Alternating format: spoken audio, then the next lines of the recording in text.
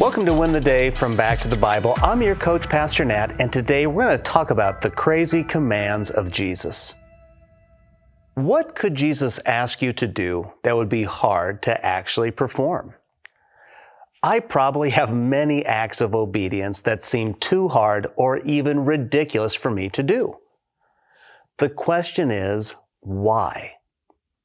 Why do I have areas of my life that are off limits for God? For that matter, why do you? I think it comes down to one word: trust.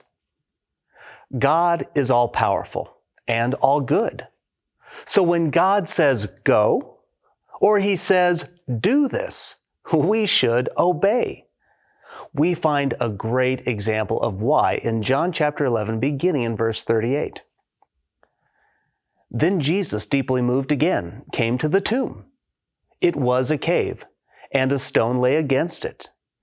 Jesus said, "Take away the stone." Martha, the sister of the dead man, said to Him, "Lord, by this time there will be an odor, for he has been dead 4 days." Jesus said to her, "Did I not tell you that if you believed, you would see the glory of God?" So they took away the stone. And Jesus lifted up His eyes and said, "Father, I thank you that you have heard me. I knew that you always hear me. But I said this on account of the people standing around, that they may believe that you sent me." When He had said these things, He cried out with a loud voice, "Lazarus, come out." The man who had died came out, his hands and feet bound with linen strips, and his face wrapped with a cloth. Jesus said to them, "Unbind him and let him go." Jesus is now in Bethany to see Mary and Martha and to do a miracle. His friend Lazarus died 4 days ago. This is important for 2 reasons. First, he's dead. Now, that's not something a fake faith healer can do. Second, being dead 4 days is a miracle that even the Jewish people would believe and should believe. So Jesus comes to the tomb where Lazarus is laid.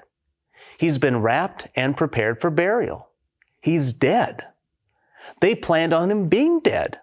And when Jesus tells them to remove the stone, which would not have been physically easy, so practically it seemed very difficult. But knowing that Lazarus' body was now decaying, let's be honest, this was foolish. But what does Jesus say? Take away the stone. Reluctantly, the stone was removed. Jesus offers a prayer to God. He is giving God the glory as He said He would. And then He gives a specific command: Lazarus, come out. Most commentators believe that Jesus was being specific, because if He wasn't, all the dead in the tomb would have come out. That's the power of Jesus. That's the control Jesus had. And Lazarus, he comes out.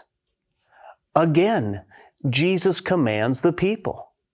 This time, it's to unbind him and let him go. I have no doubt that logically and humanly, it made no sense to remove the stone and even remove the linens from the resurrected Lazarus. But when Jesus commands, we are to obey. Great things are accomplished by God through His people when we have faith and obey. Jesus brought Lazarus back from the dead, and the people's faith was both challenged and strengthened that day. Just imagine what Jesus will do with you if and when you obey.